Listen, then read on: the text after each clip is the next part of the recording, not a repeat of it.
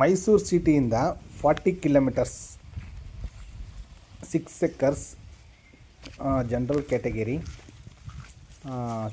6 ಎಕರೆ ಇದೆ. ತೋಟ ಇದೆ, ಕಂಪ್ಲೀಟ್ ರೆಡ್ ಸಾಯಿಲ್ ತೋಟ, ನಿಯರ್ ಗದ್ಗೆ.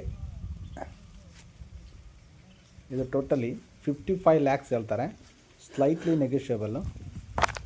ಡಾಂಬರ್ ರೋಡ್ನಿಂದ 1 ಕಿಲೋಮೀಟ್ರ್ ಆ ಸ್ಪಾಟ್ಗಿದೆ ಸರ್. Okay, thank you.